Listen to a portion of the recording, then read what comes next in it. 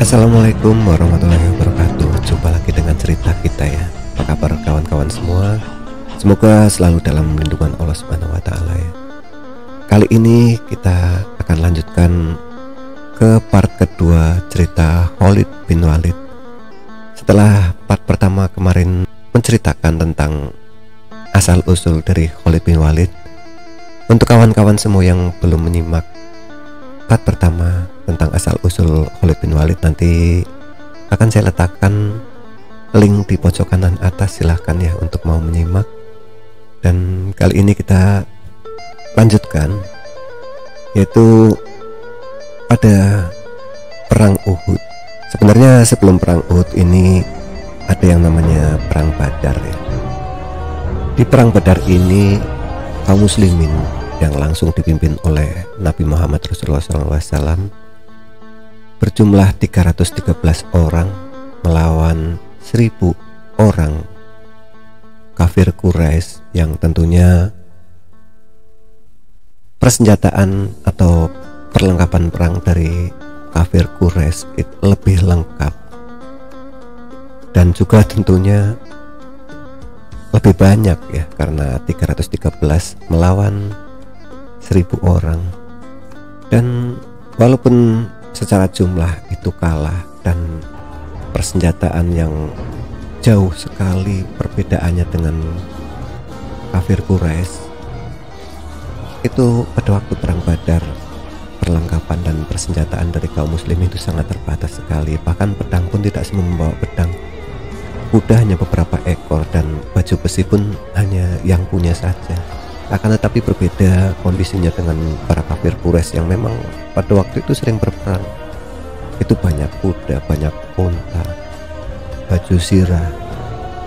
Tapi kenyataannya perang Badar itu dimenangkan oleh kaum muslimin, dan banyak diantara tokoh-tokoh pembesar Quraisy yang jadi korban terbunuh pada saat perang Badar.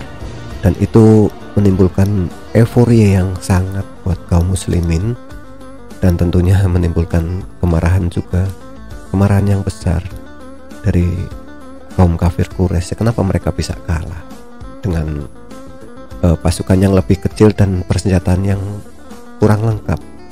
Akan tetapi mereka, para kafir Quraisy ini belum terbuka, banyak sekali yang belum terbuka dengan kemenangan dari kaum muslimin terhadap mereka, sehingga nafsulah yang menguasai para orang kafir Quraisy sehingga mereka menginginkan untuk balas dendam. Nah, pada saat perang Badar itu yang namanya Khalid bin Walid itu belum masuk Islam, dan pada saat perang Badar terjadi, Khalid bin Walid tidak ada di dalam barisan kaum musyrikin atau kaum kafir ya, atau suku bangsa Quraisy itu ya. Khalid bin Walid masih berada di negeri Syam dan tidak bisa ikut berpartisipasi dalam perang Badar.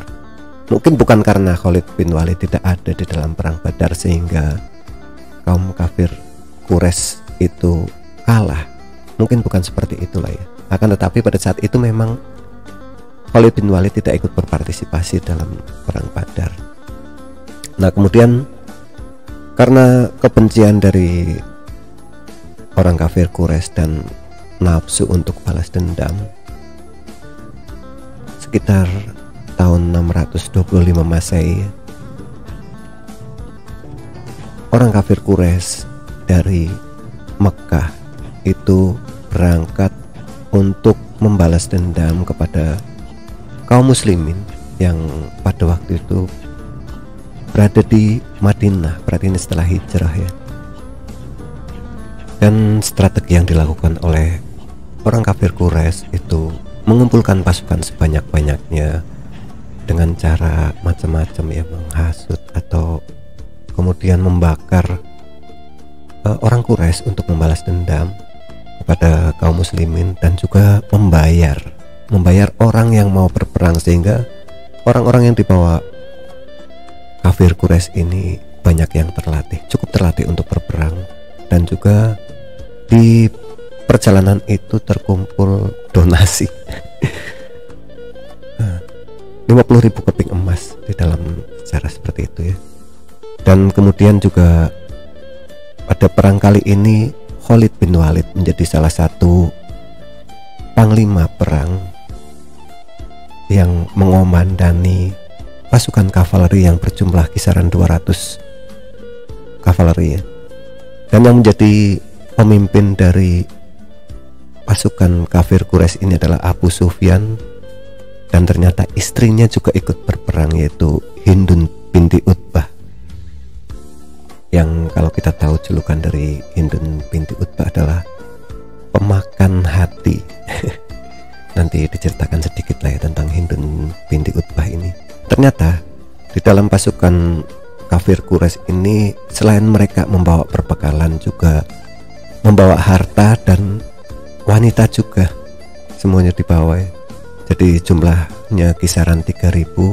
Nah, dengan membawa bekal kemudian membawa harta, itu wallahu alam ya, apakah itu strategi perang dari mereka atau itu adalah kebiasaan dari mereka, wallahu alam. Nah, kemudian di dalam perjalanannya kaum musyrikin kafir Quraisy itu mendirikan kemah 5 mil sebelum Madinah ya. Jadi artinya itu berada di luar wilayah Madinah. Nah, mengetahui hal tersebut, kafir Quraisy datang ke Madinah untuk membalas dendam perang Badar. Nabi Muhammad kemudian bersiap-siap untuk menyambut mereka di kota Madinah ya. Akan tetapi karena ada saran dari orang Madinah untuk melakukan peperangan di luar kota Madinah, akhirnya Nabi pun mengambil baju sirah dan kemudian mempersiapkan peralatan perang. Melihat hal tersebut, kemudian sahabatnya pun heran karena menurut pendapat para sahabat itu adalah pembangkangan terhadap perintah Nabi Muhammad Rasulullah SAW ya. Tapi itu semua adalah takdir dari Allah ya. Kemudian Nabi Muhammad Rasulullah SAW pun mengumpulkan pasukan orang-orang muslimin yang akan bergerak untuk menghadang kafir Quraisy di luar kota Madinah. Tadinya berjumlah 1.000 orang. Ketika pasukan Nabi Muhammad Rasulullah SAW itu sampai di wilayah Saud, ada seseorang yang bernama Abdullah bin Ubay bin Salul. Nah ini ya, siapa Abdullah bin Ubay bin Salul? Ternyata dia adalah seorang tokoh di Madinah yang digadang-gadang menjadi penguasa Madinah. Akan tetapi sejak kedatangan Nabi Muhammad SAW, pamor dari Abdullah bin Ubay bin Salul ini meredup, sehingga muncul kebencian di dalam hati dari Abdullah bin Ubay bin Salul. Walaupun tidak seperti Abu Jahal yang terang-terangan menyatakan penentangannya terhadap Nabi Muhammad Rasulullah SAW, akan tetapi ya seperti inilah ya contoh orang munafik. Sebenarnya di dalam hatinya ada kebencian. Makanya ketika kaum muslimin itu sampai di wilayah Saud ini, kemudian dengan melihat pasukan kafir Quraisy yang sebegitu besar dan perlengkapan perang yang berbeda sangat jauh, Abdullah bin Ubay bin Salul itu kemudian meninggalkan pasukan muslimin. Jumlah orang yang dibawa Abdullah bin Ubay bin Salul ini jumlahnya ada 300 orang yang memilih pulang ke Madinah. Ada 2 alasan yang disebutkan oleh Abdullah bin Ubay bin Salul itu. Yang pertama, dia bilang peperangan tidak akan terjadi karena sampai perjalanan sudah cukup jauh, mereka juga belum menemukan pemukiman musuh. Yang kedua, Abdullah bin Ubay bin Salul mengatakan tidak ingin bertempur di luar teritori Madinah. Itu yang artinya bahwa yang pertama, alasan pertamanya itu menyaksikan informasi dari mata-mata kaum muslimin. Dan yang kedua mungkin hanya karena dibuat-buat lah ya. Ya seperti itulah orang munafik dalam bertempur. Dan pada saat seperti itu sebenarnya sahabat-sahabat itu geram ya dengan Abdullah bin Ubay bin Salul, akan tetapi Nabi Muhammad Rasulullah SAW mencegahnya. Dan bahkan setelah berkurang 300 orang, sekarang jumlahnya pasukan itu sekitar 1000 orang, itu Nabi Muhammad Rasulullah SAW itu juga memulangkan beberapa orang dari barisannya yang dianggap masih terlalu kecil untuk ikut perang, masih belum cukup umur. Di antaranya adalah Abdullah bin Amru, kemudian Sa'id bin Sabit, dan Usamah bin Zaid, dan beberapa lagi yang di total itu sekitar 14 remaja disuruh Nabi Muhammad Rasulullah SAW untuk pulang ke Madinah. Akan tetapi ada juga yang remaja yang tetap diperbolehkan untuk ikut melanjutkan perjalanannya, itu Rafi bin Hudaij yang memang tetap bersikeras ikut berperang. Dan tentunya karena Rafi bin Hudaij ini adalah seorang pemanah. Kemudian sesampainya di daerah Jabal Uhud ataupun Uhud ya, itu Nabi segera mendirikan kemah dan menyusun strategi dan formasi dari pasukan. Karena memang tempatnya itu antara Jabal Uhud, itu di sebelah Jabal Uhud itu ada sebuah bukit kecil yang namanya Jabal Rumah ya.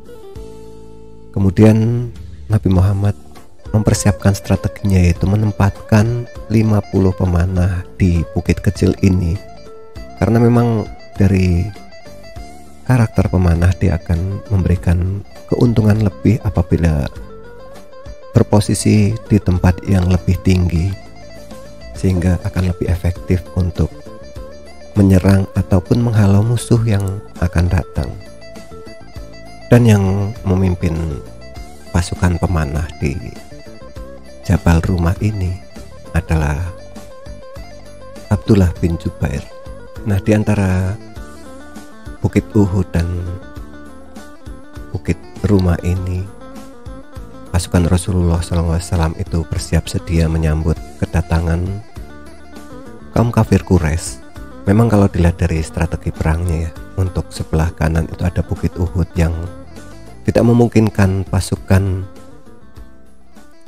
kafir musyrikin itu yang jumlahnya lebih banyak untuk mengepung dari sebelah kanan. Yang terbuka adalah dari sisi sebelah kiri, yaitu dari bukit kecil. Memang Bukit Rumah ini kecil ya, jadinya kalau misalkan pasukan kavaleri itu yang gerakannya lebih cepat itu bisa memutari dan kemudian mengepung pasukan muslimin. Sehingga dengan seperti itu ditempatkan pemanah di puncak Bukit Rumah untuk menghalau pasukan berkuda yang hendak memutar untuk menyerang pasukan muslimin dari belakang. Jadi posisinya adalah head to head ya, berhadapan. Jadi hanya perang satu arah saja, tidak memungkinkan pasukan muslimin yang jumlahnya lebih kecil, yaitu berjumlah 680-an. Itu tentunya kalau misalkan posisinya adalah dikepung dan diserang dari segala arah, tentunya akan kesulitan ya. Sehingga karena menempatkan pemanah di posisi Bukit Rumah, itu pastinya di celah antara Bukit Rumah sama Bukit Uhud ini perangnya hanya satu arah. Dan kemudian bertemulah pasukan muslimin dan pasukan kafir Quraisy yang berjumlah sedemikian banyaknya, 3 kali lipat dari pasukan muslimin ya. sebelum terjadi perang ada duel ya, ada duel antara para pendekar kaum muslimin dan kaum musyrikin. Yang pertama menantang adalah Tolhah bin Abi Tolhah yang berkoar-koar, siapakah yang akan maju berduel? Dan itu disambut oleh Ali bin Abi Thalib yang kemudian bisa memenangkan duel tersebut ya. Dan Tolhah bin Abi Tolhah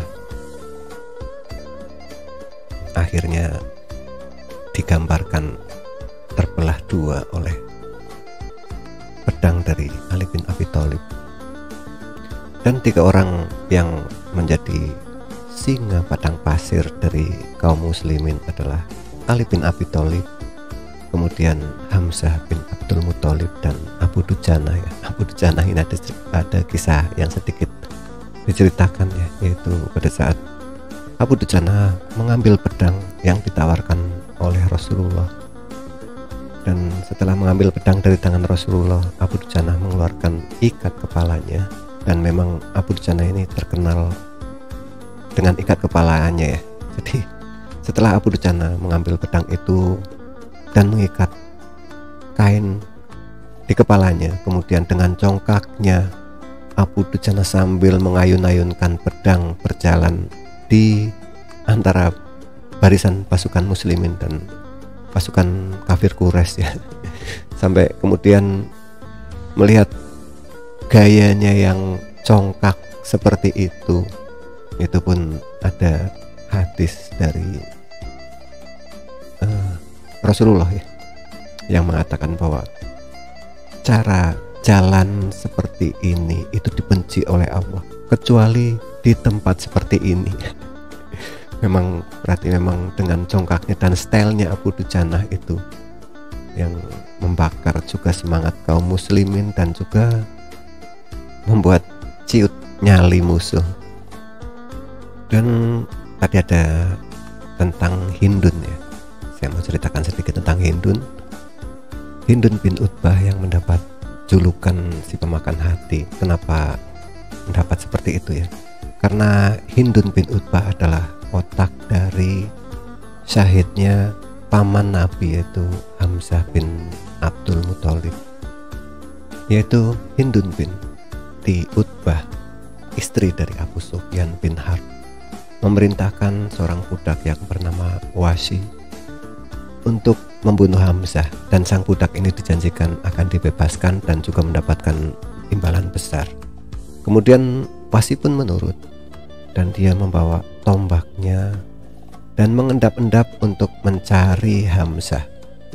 Dan kemudian dari jauh dilemparkanlah tombak ke Hamzah bin Abdul Muthalib, sehingga tombaknya itu mengenai pinggang bagian bawah dan tembus ke bagian muka, artinya tombaknya tembus ya. Dan tidak lama kemudian Hamzah bin Abdul Muthalib, sahabat sekaligus paman Nabi, syahid di perang Uhud. Dan nantinya setelah perang itu selesai, ternyata Hindun bin Utbah mendekati jenazah dari Hamzah bin Abdul Muthalib dan kemudian mengeluarkan hatinya dan hendak memakannya. Tapi hal itu tidak terjadi. Pada saat mau memakannya, Hindun bin Utbah kemudian melemparkannya. Oke, kita kembali ke Khalid bin Walid ya. Khalid bin Walid tetap bersembunyi dengan pasukan kavalerinya. Dia jarang sekali terlibat di dalam peperangan. Dia tetap bersembunyi dan melihat kondisi dan keadaan. Perang Uhud ini berlangsung sekitar 7 hari, dan memang terlihat di lapangan bahwa kaum muslimin selalu mendominasi peperangan. Dan ketika kavaleri mau maju untuk memutar menyerang dari arah yang lain selalu dihalangi oleh pasukan pemanah yang ada di Jabal Rumah. Dan kemudian sampai akhirnya, ini walahu a'lam ya, pasukan kaum musyrikin kafir Quraisy itu kemudian setelah terdesak, tersudut, itu lari meninggalkan bekal mereka, dan unta-unta dibiarkan di kemahnya ya. Jadi mereka lari meninggalkan itu semua, dan itu menimbulkan euforia yang sangat besar buat kaum muslimin, sehingga mereka merasakan bahwa ini adalah akhir dari peperangan. Dan kemudian namanya ghanimah, yaitu harta rampasan perang, yaitu harta yang ditinggalkan oleh pihak yang kalah. Para kaum muslimin kemudian mulai mengumpulkan harta yang ditinggalkan dari kaum kafir Quraisy. Tentunya karena mereka juga membawa banyak sekali perbekalan dan harta juga ya.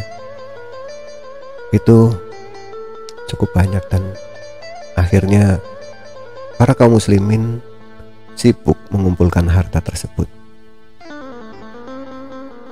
Melihat kejadian itu, karena merasa bahwa kaum muslimin sudah mengalahkan kaum kafir Quraisy, para pemanah yang berada di Jabal Rumah itu kemudian dengan tenang meninggalkan posnya, ikut membantu kawan-kawannya dalam mengumpulkan ghanimah. Dan di situ Abdullah bin Zubair yang menjadi pemimpin dari pasukan pemanah itu melarang anak buahnya untuk ikut turun, karena memang dari instruksi Nabi Muhammad Rasulullah SAW itu yang melarang para pemanah untuk meninggalkan posnya. Jadi memang walaupun menang atau kalah, itu para pemanah dilarang meninggalkan posnya. Itu udah sangat jelas sekali ya di dalam kisahnya. Rasulullah itu melarang pemanah untuk meninggalkan posnya apapun yang terjadi. Nah, kemudian para pemanah mengatakan bahwa musuh sudah tidak ada, semuanya sudah aman dan perang ini sudah selesai, dan mereka pun turun. Hanya tersisa ada kisah yang mengatakan ada tersisa 7, ada yang mengatakan 10 ya. Nah, disinilah kecerdasan dari Khalid bin Walid dalam memanfaatkan kesempatan seperti itu. Khalid bin Walid, panglima pasukan kavaleri, segera memacu kudanya dan membakar semangat pasukannya. Mereka pasukan elit, pasukan berkuda yang bisa bergerak dan cepat dan kuat. Kalau zaman dulu kuda perang juga dilengkapi dengan berbagai perlengkapan perang ya. Khalid bin Walid segera memacu kudanya menuju ke Jabal Rumah. 200 orang. Itu kalau misalkan jumlahnya masih 50 orang, mungkin dalam perjalanannya tentunya banyak jatuh korban. Akan tetapi ini hanya tersisa 7 atau 10 orang di Jabal Rumah, sehingga memungkinkan kuda-kuda dari pasukan kavaleri Khalid bin Walid segera menerjang kepada pemanah yang tersisa di Jabal Rumah, dan mereka pun, para pemanah pun gugur dan syahid. Dan kemudian pasukan dari Khalid bin Walid berputar dan kemudian menerjang pasukan kaum muslimin dari belakang, dan dengan mengobarkan panji-panji perang dari Khalid bin Walid, ternyata pasukan kaum kafir Quraisy yang melihat hal tersebut kembali berbalik menghadapi kaum muslimin, sehingga yang tadinya kaum muslimin sibuk untuk mengumpulkan ghanimah sekarang berhadapan dengan pasukan kavaleri Khalid bin Walid dari belakang dan pasukan kaum kafir Quraisy yang tadinya tercerai-berai dari depan. terkepunglah pasukan dari kaum muslimin dengan pasukan kafir Quraisy dari depan dan belakang ya. Dan disitulah mulai terjadi kericuhan. Yang tadinya pasukan kaum muslimin bersatu padu dengan semangat yang membara melihat banyak dari kawan-kawannya yang syahid, yang gugur, sehingga mental atau semangat dari kaum muslimin pun turun. Dan di situ para sahabat itu segera mencari posisi Nabi Muhammad untuk melindungi Nabi Muhammad dari musuh ya. Di antaranya adalah Abu Dujanah juga ya, Ali bin Abi Thalib. Dan kemudian karena memang posisinya tidak bagus, tidak baik, dan semangat juga sudah mulai turun, dan musuh ya, kafir Quraisy ini semangatnya sudah mulai menggelora karena melihat banyak sekali kaum muslimin yang jatuh berguguran.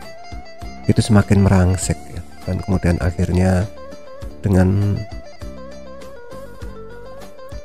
perlindungan dari Allah Subhanahu wa taala dan sahabat-sahabat Nabi, di situ Nabi Muhammad Rasulullah SAW segera mundur ya, menuju ke bukit.